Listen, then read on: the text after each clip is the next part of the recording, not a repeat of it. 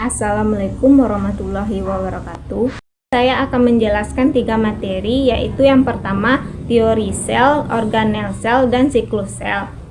Apa itu teori sel? Teori sel adalah teori dalam biologi yang menyatakan bahwa sel adalah unit dasar kehidupan. Teori ini memiliki 3 prinsip utama. Yang pertama, semua makhluk hidup tersusun atas satu atau lebih sel. Kedua, sel adalah unit dasar struktur dan fungsi dalam organisme. Yang ketiga, semua sel berasal dari sel yang sebelumnya melalui proses pembelahan sel. Selanjutnya, struktur dan fungsi sel. Sel adalah unit terkecil kehidupan yang memiliki berbagai komponen dengan fungsi spesifik. Membran sel yaitu mengatur keluar masuknya zat dan melindungi sel. Sitoplasma yaitu tempat berlangsungnya reaksi metabolisme sel. Inti sel atau nukleus yaitu tempat berlangsungnya reaksi metabolisme. Ribosom yaitu mesintesis protein untuk berbagai kebutuhan sel. Mitokondria yaitu menghasilkan energi ATP melalui respir. Kemudian jenis-jenis sel. Sel prokaryotik tidak memiliki inti sel atau DNA yang berada di nukleus. Sel eukaryotik memiliki inti sel yang dibungkus membran. Perkembangan teori sel ditemukan oleh Robert Hooke 1665 yang mengamati irisan tipis gabus. Rudolf Virchow 1855 menegaskan bahwa sel berasal dari sel sebelumnya. Anton van Leeuwenhoek 1674 sampai 1683 mengembangkan mikroskop dengan pembesaran lebih kuat. Selanjutnya, pembelahan sel. Mitosis, pembelahan sel untuk pertumbuhan sel dan perbaikan jaringan. Meiosis, yaitu pembelahan sel untuk menghasilkan sel reproduksi atau gamet. Selanjutnya, hubungan teori sel dengan bioteknologi, yaitu pemahaman tentang sel membantu dalam pengembangan obat, rekayasa genetika, terapi, sel puncak, kultur, jaringan, dan cloning. Apa itu organel sel?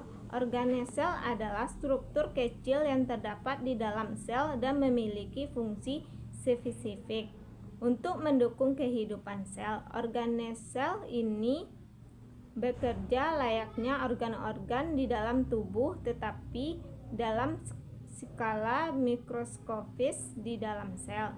Organel sel dapat ditemukan dalam sel eukariotik seperti sel hewan dan tumbuhan, sedangkan sel prokaryotik tidak memiliki organel membran.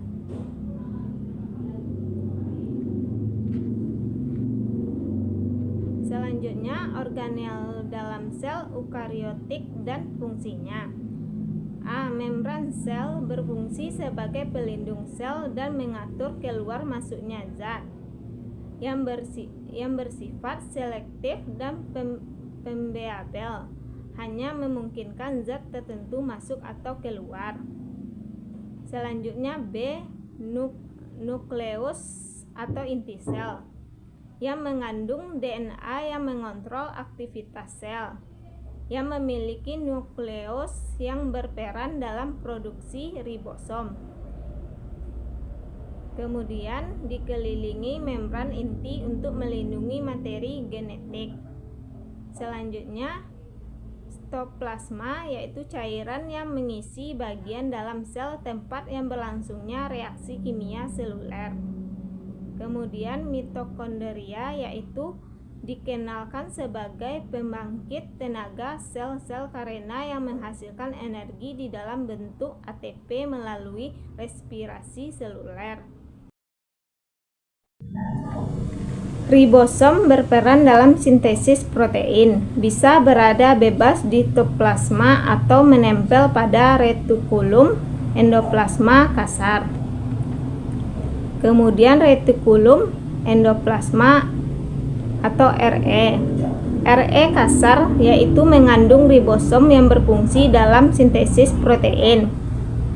Re halus tidak memiliki ribosom yang berperan dalam sintesis lemak dan detoksifikasi zat beracun.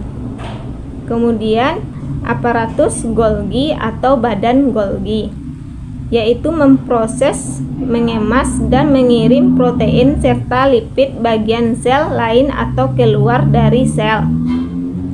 Libosom hanya pada hewan yang mengandung enzim pencernaan untuk menghancurkan zat asing, organel rusak, atau bakteri.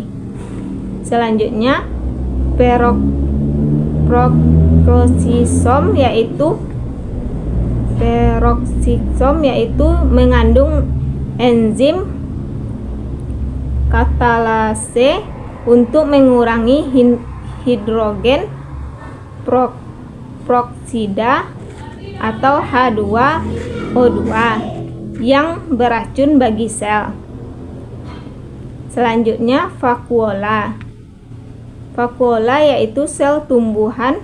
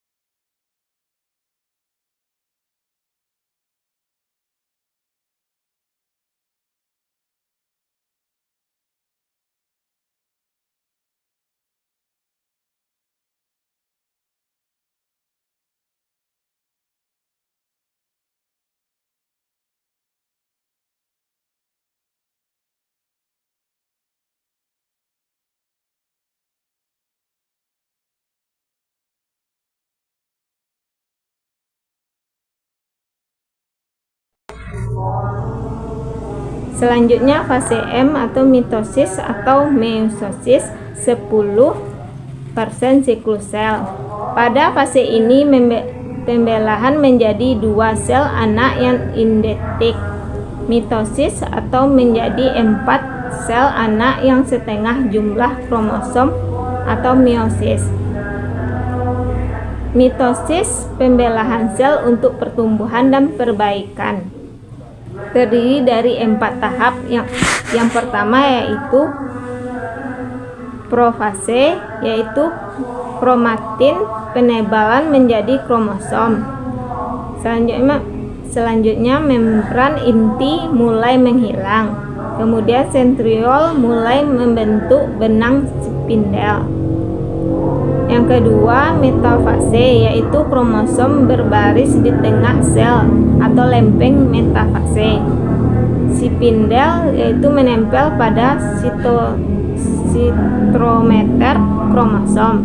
Yang ketiga, anafase, kromatid saudara ditarik ke kutub yang berlawanan oleh benang spindel. 4, telefase, yaitu kromosom mulai kembali menjadi kromatid dan membran inti berbentuk kembali. Selanjutnya meiosis, yaitu pembelahan dan meiosis 2. Selanjutnya regulasi siklus sel dan kanker. Siklus sel ini dikendalikan oleh checkpoint di G1, G2, dan M fase. Jika regulasi terganggu, bisa terjadi kanker, yaitu pertumbuhan sel yang terkendali akibat mutasi pada gen pengontrolan siklus sel.